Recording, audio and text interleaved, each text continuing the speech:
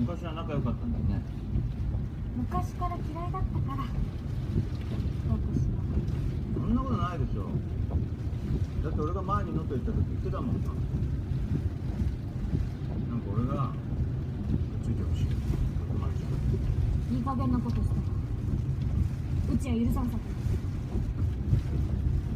あの時喧嘩中だったんでしょ。でもこういう時は守るんだなって感動しちゃったもんね。